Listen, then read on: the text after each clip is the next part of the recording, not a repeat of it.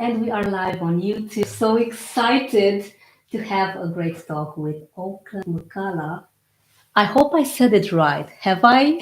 Oakland McCulloch. Great. Thanks, Rocky. Thank you. You have your face. It's going to be seen here on a bigger screen. That's why I need to check everything first just to make sure that you are properly seen. Okay. Yes, definitely. Good. Okay. And if you are ready, Oak, let us start the actual recording for Spotify. I'm ready, whatever you are. Wonderful. Okay.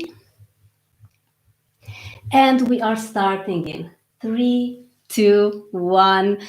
Hello, everyone, and welcome to episode number 35, Becoming the Leader You Were Meant to Be with Lieutenant Colonel Oakland McCulloch, a leader with 40 plus years of leadership experience, a teacher, an author of a leadership book, and an experienced public speaker.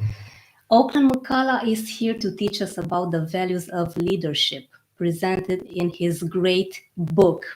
Oak says about his work, it is about leadership, not military leadership, but leadership. He believes great leaders are servant leaders, and I love this, Oak, and I can't wait for you to tell us more about this. Oak is the recruiting officer for an Army ROTC program at a well-known university in the United States. His job is to find young men and women who want to become officers in the United States Army and get them to come to their Army ROTC program. He helps develop these young men and women who join their program into young leaders, not just for the Army, but for everything they do in life. My goodness, this sure sounds amazing. Welcome, Oak. It's wonderful to have you here with us today. Well, thanks, Roxy. I'm very pleased that you asked me to be on your show. I'm honored. Oak, please tell us about your journey with leadership. I know you're a lieutenant colonel, and it's really interesting for our audience to get to know more of how you started in this amazing path. Right. So I grew up in a small little farm town in Illinois here in the United States, and I was a leader in just about everything I did growing up. I was a leader in my sports teams, captain of my baseball, basketball, football teams. I was student government leader, student class leader. And so I kind of got to where I thought I was enjoyed being a leader, and I did enjoy being a leader. And so then as I started looking at college, and I thought, I really do want to help other people. I want to be a servant leader, because I had a couple people in my life who showed me what that means. I had two instructors in high school. One was my history instructor, one was my physical education instructor and a coach. And they kind of showed me what it means to be a servant leader and taking care of other people. And so I decided that's what I wanted to do. And the way I decided to do it was to be an officer in the United States Army. And I had a great experience in the Army. I really did. This sounds wonderful when you are telling us that you had people guiding you. How important is mentorship, Oak? Well, I believe mentorship is very important because none of us get there by ourselves. I believe that. So I've been lucky in my life. I've had a couple people who took an interest in me, both in high school and in my Army career, who have agreed to be a mentor of mine. Either they picked me or I asked them and they agreed. And it's really helped me out in my career, where I could always either ask for opinions, or they would see that I was getting ready to do something and they would give me their opinion. And it's helped shape my career. And I always tell people, because when I go around and talk to people and I talk to leaders, people who call themselves leaders, and I ask them, I said, so who are you mentoring? How many people do you mentor? And I've actually had some people tell me none. And I said, then you're not really a leader, you're a boss. because leaders create more leaders. Leaders don't create followers. Leaders create more leaders. If you're not mentoring people, you're not creating more leaders. Yeah, you are definitely right, because it's very easy to tell someone what to do. Being a mentor, a leader, means so much more. And I wanted to ask you, Oak, because I really loved reading your biography. What does being a servant leader really mean? What are the values and the principles that you guide your life by? Yeah, so it's funny because chapter 2 of my book, it's titled "It's Not About You, It's All About You," and I believe that 100%. Because being a leader is not about you and what title you're going to get, that you get more pay, you get better benefits, that you live in a nicer house, you drive a nicer car. Now, you get those things sometimes when you're a leader, and that's great. But if that's why you want to be the leader, then go do something else, because you're never going to be a good leader. It is not about you. It is bigger than you. It's about something much bigger than you. It's about the people that you have the privilege, and it is a privilege to lead people. It's about the people that you have the privilege to lead, to make their lives better, to make them, help them become the best they can be at whatever it is they're doing, at whatever level they want to be at. And it's about the organization that is bigger than you. And that's one of the things that the Army taught me beyond a doubt, is that there are things bigger than you, and you got to be willing to sacrifice and be that servant leader to that organization. You know, and I use this as an example. When we commissioned young men and women to be lieutenants in the Army out of our program, and this year we're going to do 68 people we're going to commission. On the day they get commissioned, we have a big ceremony. It's a big day, and I always tell them, look, celebrate today, because today is all about you. This is something that you will remember the rest of your life, because I certainly remember the day I got commissioned. I said, but just understand this, that today when we pin those bars on your shoulder and you become an officer in the United States Army, tomorrow when you wake up, it will never be about you ever again. It's about the people you serve, that work below you that you serve, the people above you that you serve. It's about the mission, it's about the Army, it's about the country. And then if we have time, we might talk about you, maybe. Wow, this is very inspiring and emotional for me to hear this, because I have recently traveled and I heard the amazing United States anthem, and it did get me very emotional, learning and listening to the words of freedom and the unity of the people. And I actually wanted to ask you, Oak, this mission of guiding others, where does the individual stand, and how much do they need to work on seeing the unity and the bigger picture? How do you guide them to see so much more than themselves? Because let's face it, our egos most of the times are guiding us. Yes, I agree. And that is a huge fight for any leader, is to put their ego away. And nobody's perfect. We all have egos, and every once in a while it's going to come out. I got it. I mean, I'm no different. I'm not perfect, even though I've spent 35 years trying to convince my wife that I am. She's not buying it.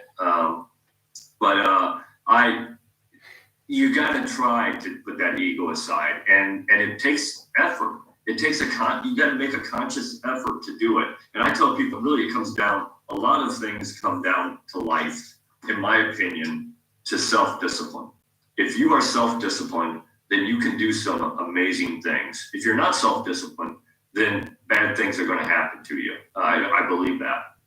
And so my father instilled that in me as a very young boy. He used to tell me, son, discipline yourself so other people don't have to. And I live by that, and I always have, and I still do. And discipline, the key to self-discipline, what's important about it, is that we're not all motivated every day. I wish we were. I wish I could say that every day I woke up and I was motivated to do everything, but that's not real life. There are days when you aren't motivated. And if you have self-discipline, then the self-discipline will kick in, and it will make you do the things that you would normally do when you were motivated, but you don't feel like doing because you're not motivated today. So I think self-discipline helps you move that ego off to the side, because you realize that it's there and it might be rearing its ugly head, and you got to just take a step back and say, look, this isn't about me. This is about something bigger than me. And you really got to find that whatever that bigger than you is. And I think lots of young men and women, and lots of people, but certainly the young men and women that I work with, I feel that in them, that they're looking for that something that's bigger than them. They want to be part of something that's larger than they are.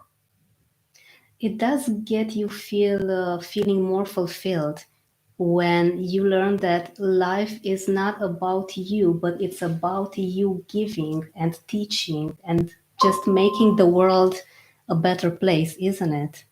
It is. It really is. And that's, and I'm don't make any bones about it. I'm a religious man. I believe in God, and I think that's part of this whole journey.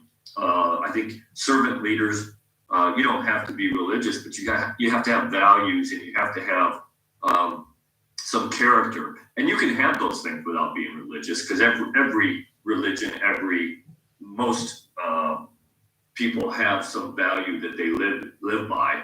And just so happens mine is the Judeo-Christian values, but whatever value it is that you live by, you got to have those values. And as long as you do that, then I think you're going to be okay. Because it is so important that you have those values. Because I tell people all the time, leaders do the right thing because it's the right thing to do. Not because somebody's going to check up on them. Not because not because they want to do the right thing. They do the right thing because it's the right thing to do, even when it's not in your best interest. And I think we've all experienced that situation where the right thing and what we wanted aren't the same thing. And you got to still do the right thing, even if it's not what you really want to do. Because if you are a leader and the people who work for you that you lead ever catch you not doing the right thing, you're done. That trust is gone, and you will never get it back. Definitely. It's that second of losing everything that you may have built in a few weeks, months, or even years. That's right. And all like that, it's gone.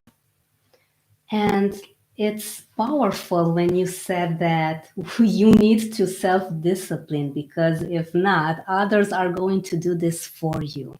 Why do you think, Oak, that so many people have trouble with discipline? I think there's a couple of things. I think that we have lost track of teaching young men and women that it isn't about them, that it is about things bigger than them. And just you can go as simple as this. It's called an iPhone. So from a very young age, we're teaching them you, I, me. We're not teaching we and us. And I think we got to get back to doing that. And we don't do a good job of bringing people into this, what I call the servant leadership model, where they are thinking about people other than them.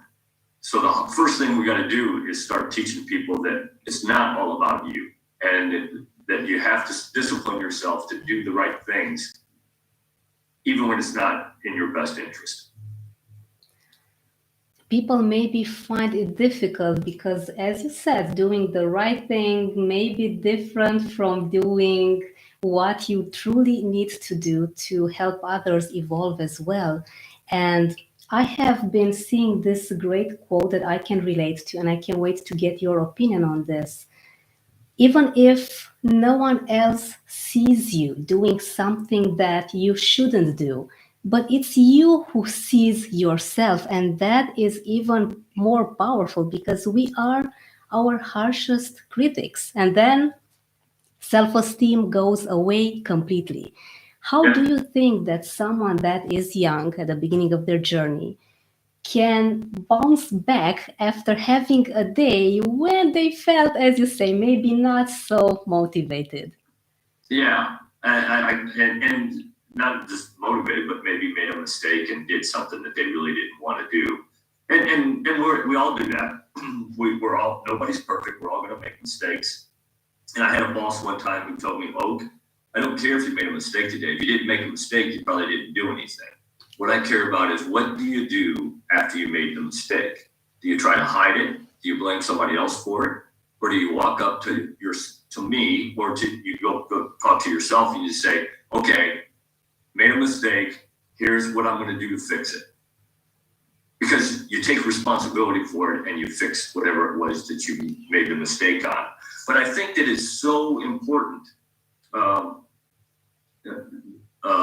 What was the question again? How to get someone to bounce back after they maybe made a mistake.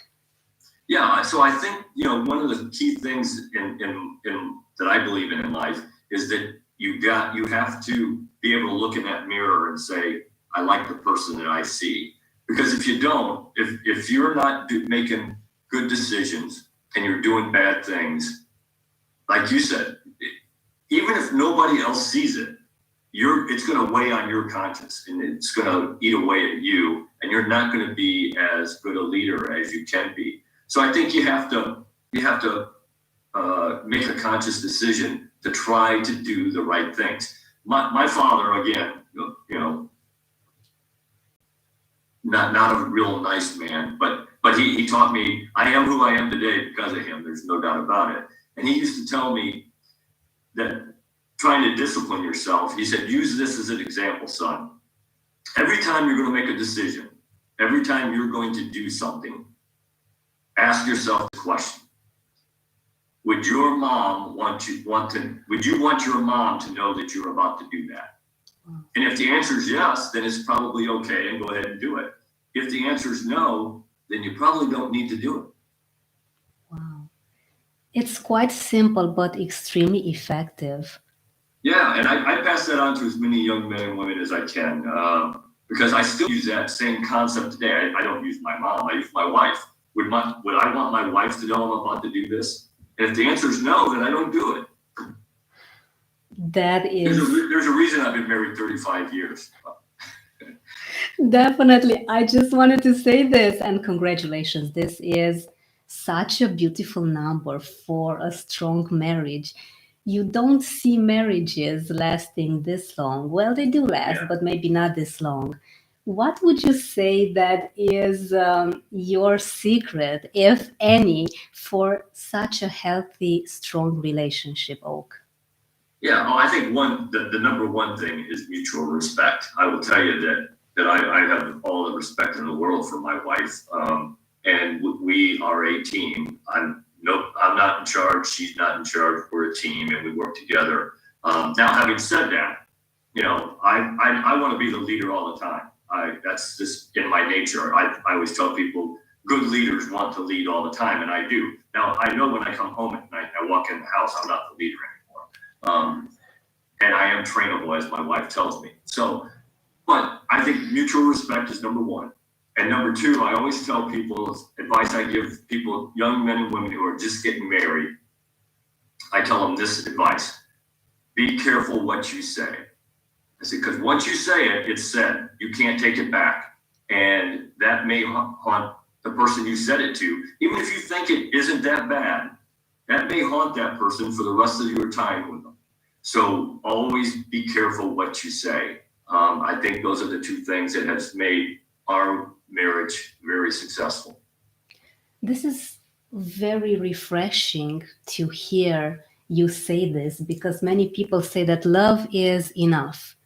I do believe this, but there are certain aspects, as you say, mutual respect and being careful with the words that you use, that really make something last so wonderfully. And since you have been, Oak, in the military system for such a long time, and you have 40 plus years of experience with leadership, can you please share with us what are your non-negotiables? Oh, absolutely. So every time I take over an organization, I tell them, look, I don't care if you made a mistake. Just like my boss told me, we're all going to make mistakes. Just own up to your mistake, tell me how we're going to fix it, and we'll go fix it. Because one of the things that is a non-negotiable for me as a leader is that you own everything in your organization. You can give away all the authority you want. You cannot give away responsibility. You are responsible for everything that does or does not happen in your organization.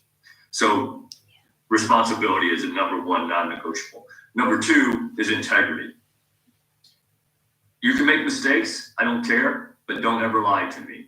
That if you lie to me, we're done. Kind of goes back to be careful what you say to your spouse, or to anybody for that matter, but certainly to your spouse. But don't lie to me. I can't tolerate that. If I can't trust you at that level, then how can I trust you taking care of the lives of men and women that you're leading? So I think those are the two big ones that and the other part is the last piece that we've talked about before, doing the right thing. I think that is a non-negotiable for me. I don't ever want to catch somebody who's working for me, I want to make sure that I'm never doing something that benefits me over the benefit of other people in the organization. Now, that doesn't mean you can't do things that benefit you. Absolutely, you can. But if it comes down to benefiting you or benefiting the organization, then you better pick the organization over yourself. I love it that you said this because as a society, we kind of labeled making mistakes and failing as something awful, something that we should be ashamed of. But at the same time, when you simply admit this, first to yourself and then to your leaders, to your organization, you get to learn from this mistake and you simply evolve. And it's amazing how much you grow every single day with every mistake that you do. And could you please share with us, Oak, what are your thoughts on fear? Because fear, shame, making mistakes are mainly on the same path. How do you handle fear? Yeah, so I want to go back to mistakes here for a second first. So I'm not a huge believer in that we accept mistakes. They happen, and we have to understand they're going to happen. But that doesn't mean that we expect them to happen. We every time we do something, we should expect to succeed. We should drive ourselves to succeed, because in the real world, results do matter. You can do everything you want really well as a leader, but if you don't get results, you're not a good leader. I'm sorry, that's just a fact of life. And I have people who argue that with me, and I can't even imagine. And people actually pay those people to come talk to their people. Why would you do that? I don't know. But I'm a firm believer in we need to succeed. And that's the leader's job, is to help his or her people succeed. Understanding that we are going to make mistakes and we may not succeed every time, and we have to learn from those lessons. But our goal should be to succeed in everything we do. And if that's not your goal, then I'm questioning whether or not I want you working on my team.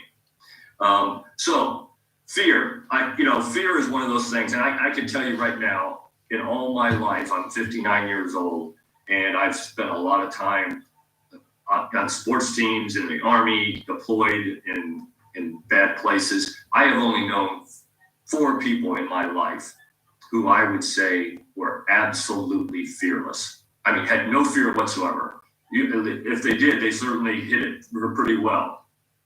And I will tell you that those 4 people are all dead.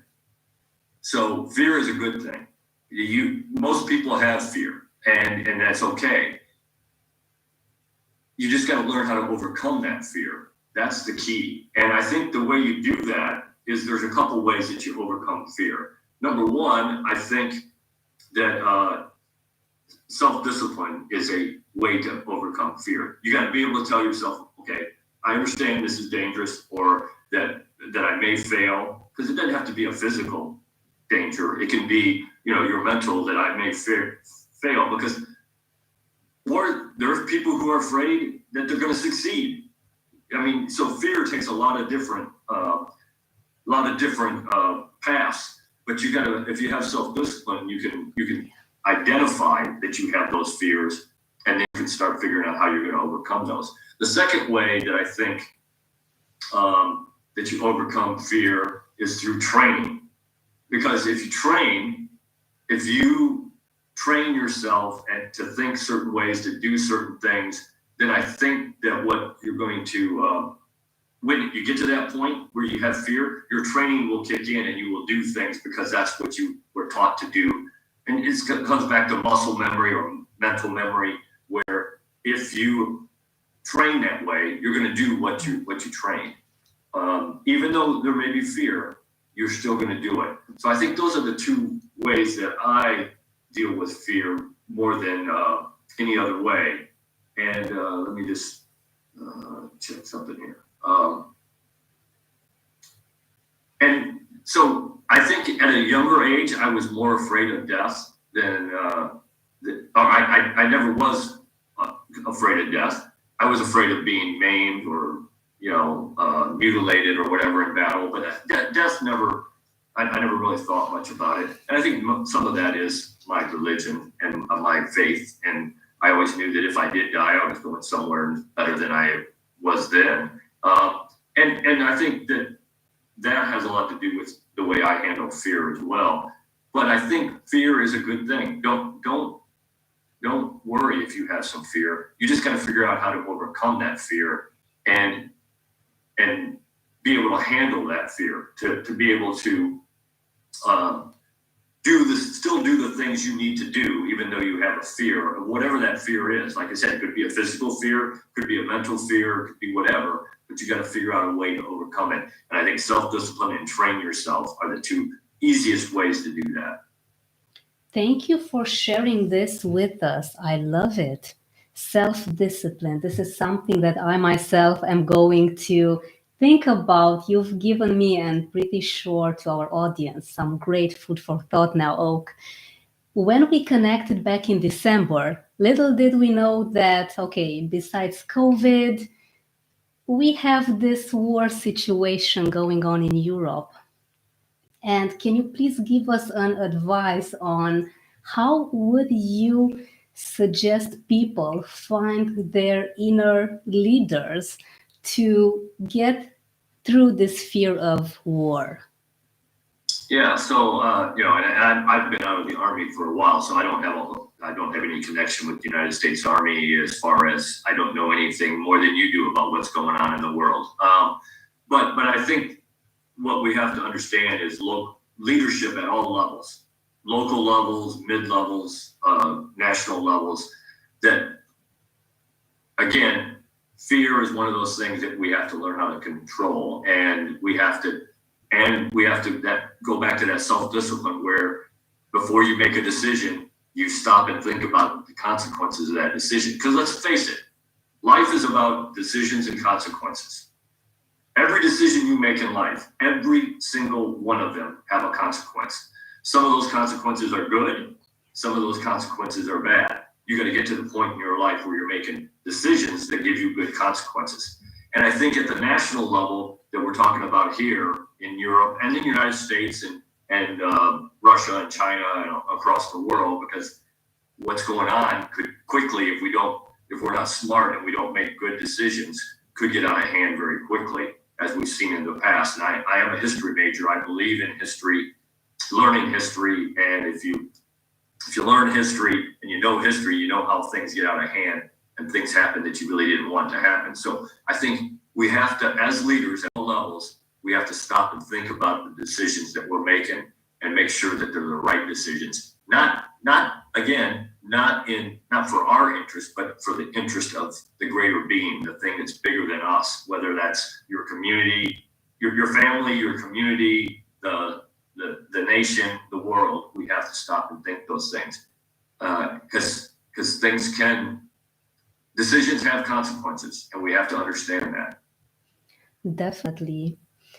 You saying that begin anything, start anything with a winner mentality. You need to see yourself succeeding. I love that. I simply love this, because most of the times an untrained mind kind of gets us to focus on what's worst, on what is the most awful thing that can happen. It's Right. human nature. We need to start training our mind. And as we were talking a bit about success, can you please tell us, what does success mean to you? Yes, absolutely. So again, my father, when I was growing up, he had this rule that he used to tell us about it, and he called it the 75% rule. And he said, son, if you're doing something, whatever it is, I don't care what it is, if you're doing something and you're not doing it better than 75% of the people doing it, you need to do one of two things. You either need to figure out how to get better at it, or you need to go find something else to do.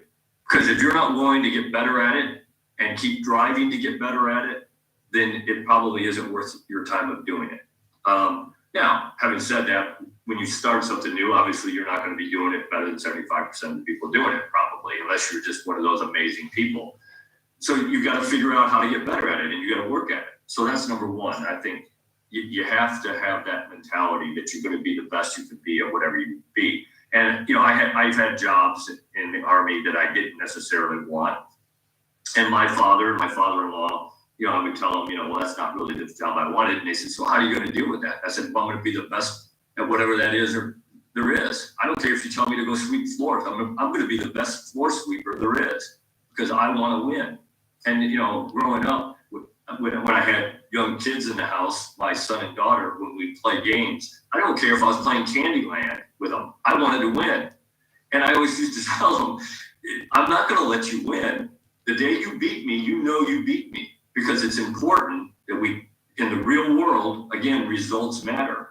And we have to train people and teach people that results matter. I get told all the time, and this really bothers me, that this is the mentality that we have in this country, at least. I get told all the time, people say, they read my book and they read that chapter about being the best you can be at whatever you're doing. And they tell me, I don't judge myself against other people. I only judge myself against myself. And I said, that is okay. You can judge yourself against yourself. You need to. You should. I do. But you also need to understand that in the real world, you are being judged against other people who are doing the same thing you are. And if you don't believe that, you are very naive. That's how we figure out who's going to get promoted. That's how we figure out who's going to get pay raises. That's who we figure out who's going to be the leaders of things, is the people who are best at what they do. So I think that we have to get back to teaching young men and women that it is important to be successful. It is important to win, to be the best at whatever you do. Now, I got it.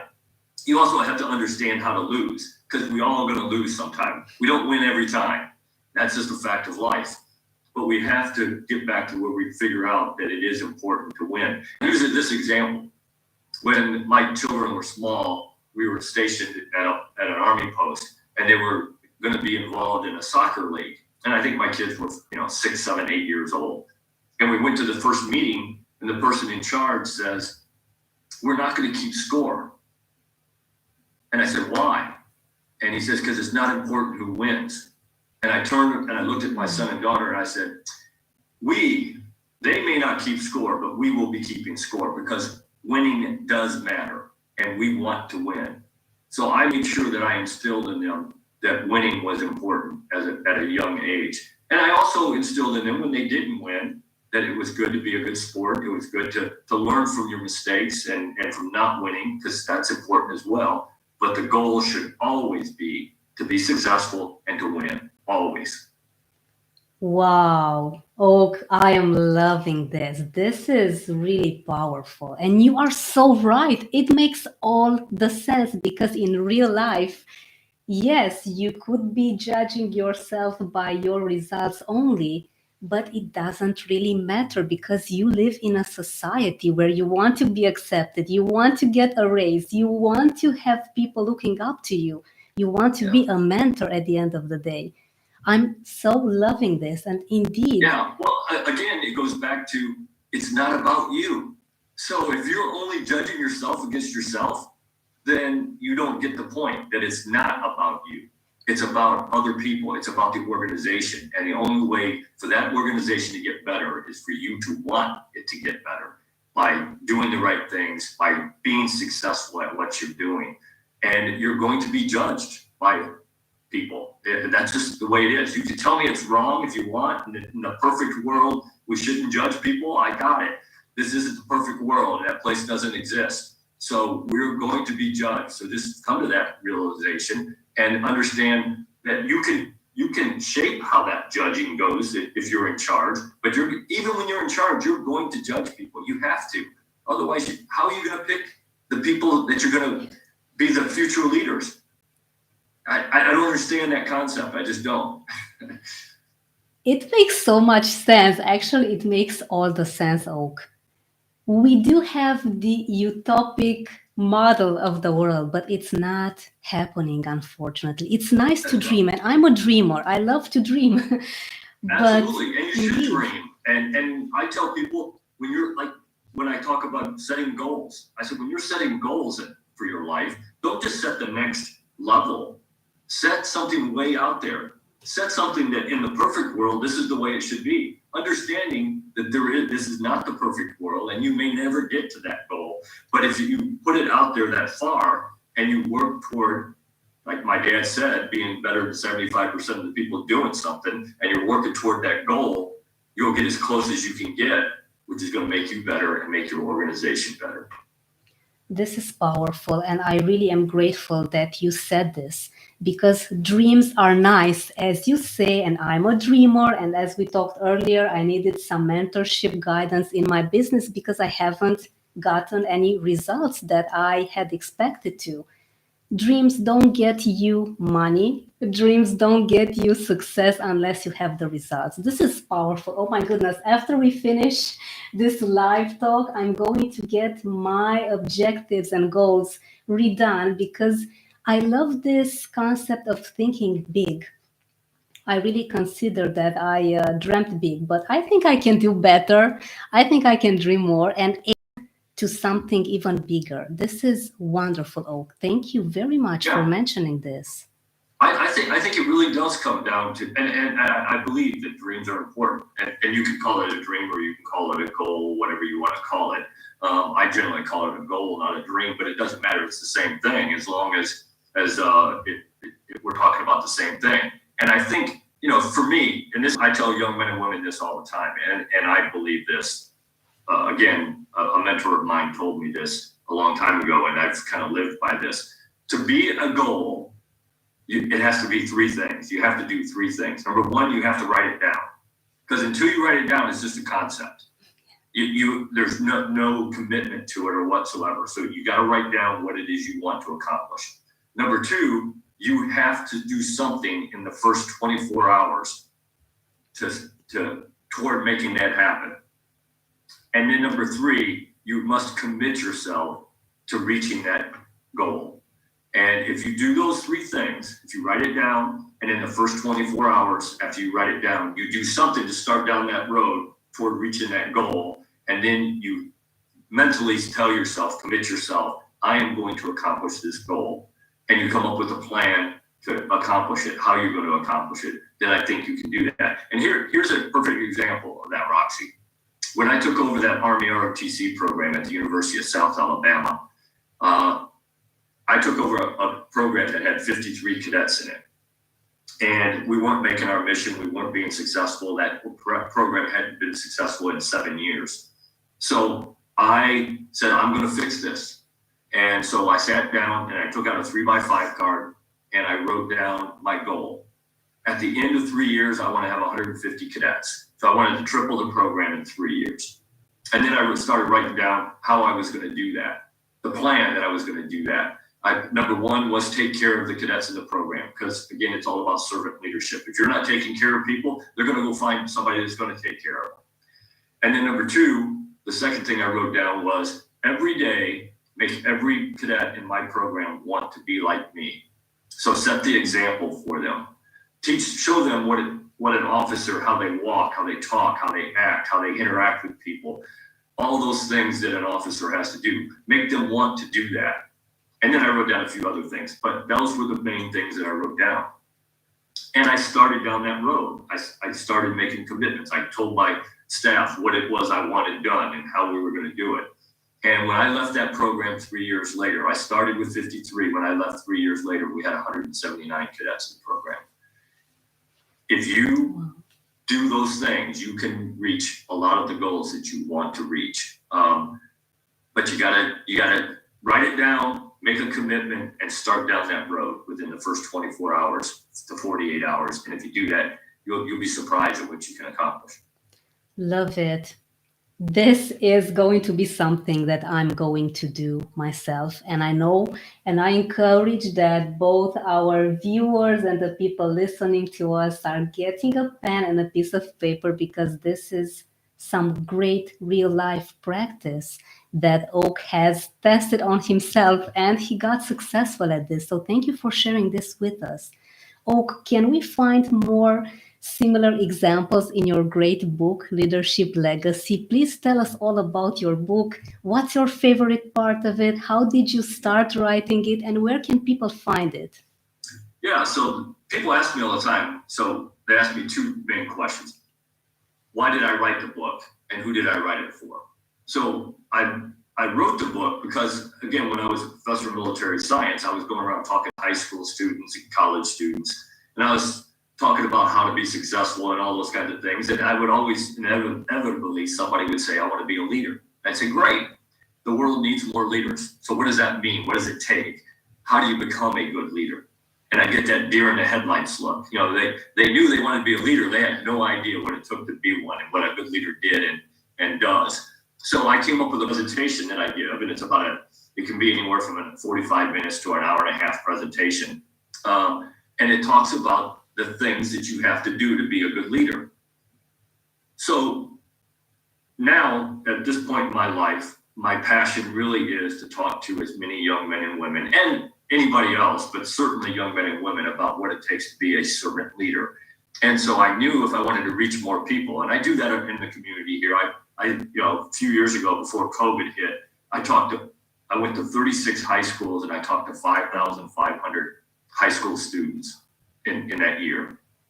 And so I get to do that locally in the area here. But I knew if I wanted to reach out beyond that, I had to do two things. I had to write a book, and I had to get on the speaking engagements. So I wrote the book, and I think if you read the book, if you read the reviews of the book on Amazon, that you will see that it is a good tool to use for young men and women to use to figure out what it takes to be a leader.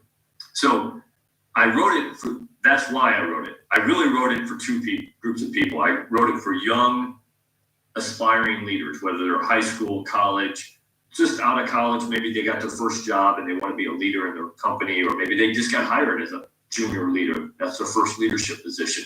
I wanted to give them a workbook that says these are the things you have to do to be successful as a leader.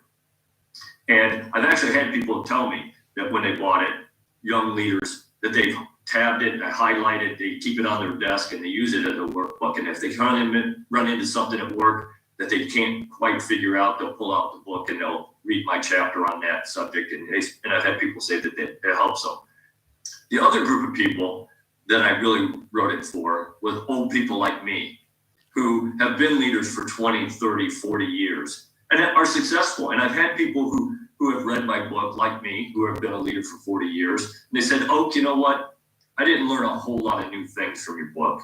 I may have learned a few new techniques here and there. So, but wait, you did something that I didn't, but I did those things."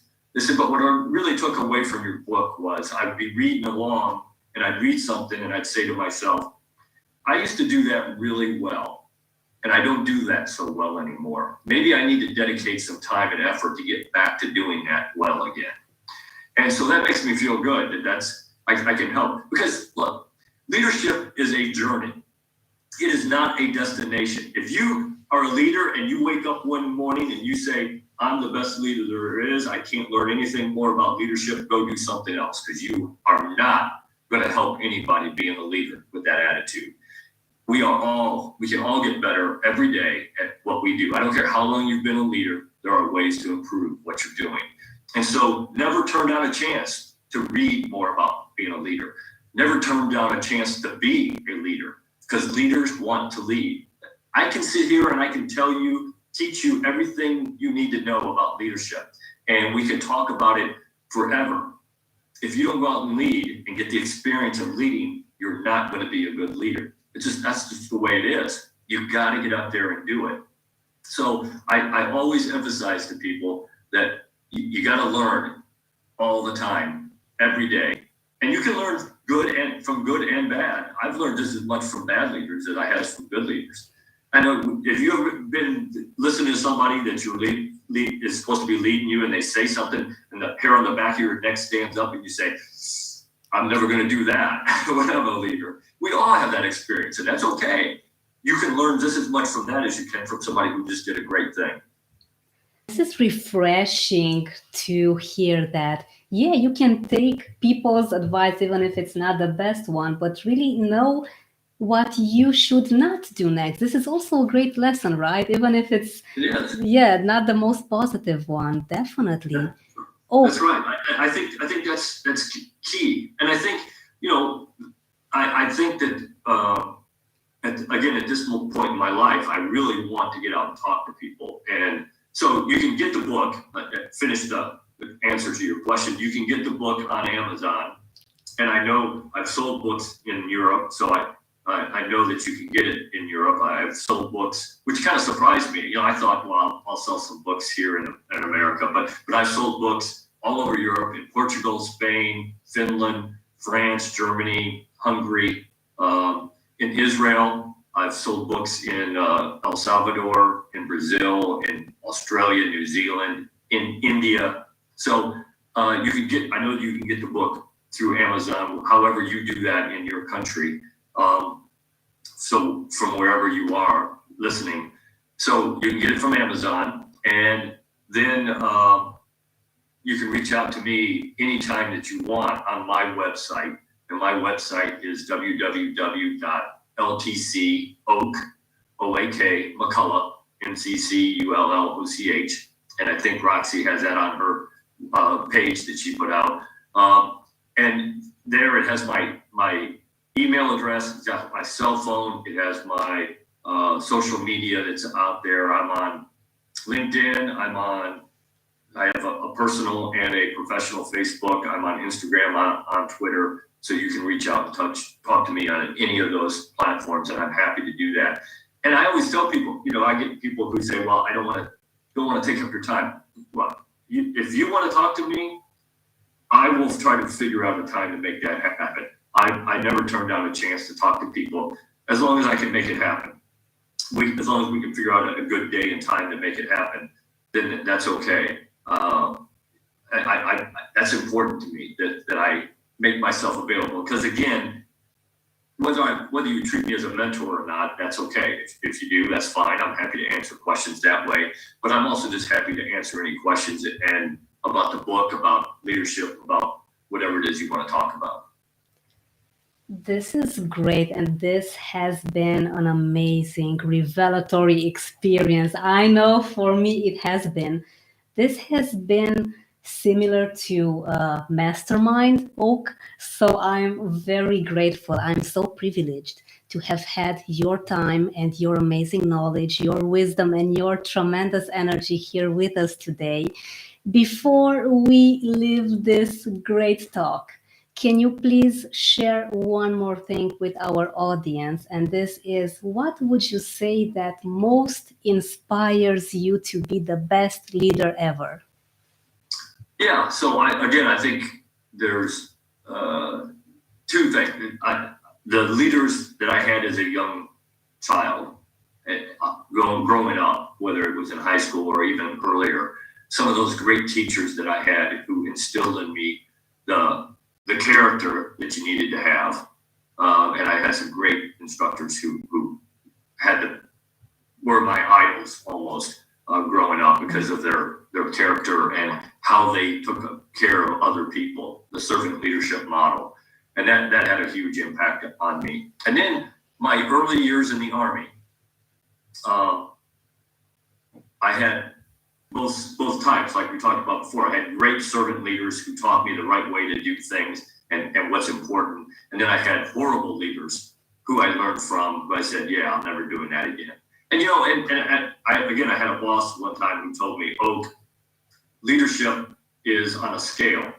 And on one scale, on this side of the scale, you have authoritarian leadership, micromanaging, people that nobody ever wants to work for. And we've all worked for those people, right? And they are horrible people to work for. You hate going to work every day. And then on the other side of the scale, you have what he referred to as the Attila the Hun model, where chaos is. And he said, Oak, you want to be as close to chaos as you can get. He said, that's how you give away your authority. That's how you empower people, is you get as close to chaos as you feel comfortable being. And the way you get there is that you give people the vision and the plan of where you want them and your organization to go. You give them the resources to get there, and then you give them the authority to make it happen. Again, you can give away all the authority you want, and you should. I believe that. You can never give away the responsibility because you're always the one that has your name on the blame line. You're the one that's responsible for everything that happens in your organization. But you want to get as far to that as you can be. And I've taken that to heart, and that's the way I lead. I believe in giving away authority, giving away the resources, empowering people to make decisions at their level. Now, that doesn't mean I don't check up on people, because you have to as the boss, because again, you are responsible. But you have to trust people to do that. So I think when I was young, having those leaders, my first few years in the Army, I had some great leaders that helped me out. And then I will tell you that family life has helped me become the leader that I am, to understand that there is something bigger and better than me. My kids, my grandkids. And I was talking to Roxy before this, and I said, at this point in my life, my grandkids are so special. And my children every once in a while will catch me doing something with my grandkids or letting them do something, and they'll say, Dad, you never let me do that. And I said, yeah, well, that's because at that point I was the father. Now I'm a grandfather. I'm just an old man trying to get to heaven. There's no rules anymore. Wow, this is wonderful that you are sharing this with us, Oak. What a privilege, and thank you so much for this great example of leadership. And can I make this long story short summary and say that the word of the day is mentorship? Yes. Yeah. I would say two words: servant leadership and mentorship. Those two concepts are what drive me as a leader. Those are the things that really mean a lot to me. This has been wonderful, and this talk has changed me, because I'm never going to look at leadership any way different than servant leadership from now on, because you do get bombarded with all sorts of definitions and examples of leadership, as you yourself have said it, and I know that you have seen them all. But making sure that it's not about you, that it's bigger, you create a life mission based on this. This is uplifting, and it's elevating our spirit as both an individual that doesn't really count when it comes to the unity that we need to create moving forward. Oak, thank you so much. This has been more than a privilege. I'm so grateful. Look, I'm the one that's honored that you had me on the show, and I loved being on. I enjoyed it. I always tell people when I'm having a good time on a show, when it comes to an end, I'm like, what? It's done already? Thank you so much. This is such a great compliment coming from you. I'm so glad that you enjoyed this talk. And oh my gosh, I have some food for thought for the following days and weeks. So thank you so much for this as well. You're welcome, Roxy, and thanks for having me on the show. My pleasure. And saying bye to our YouTube friends. Thank you for joining us. Make sure that you listen to this again, watch this live session, and really take notes, because this has been, for me at least, and I know for you, because this is why you're watching us, it has been revelatory. So thank you so much for joining us, and I'll see you very soon.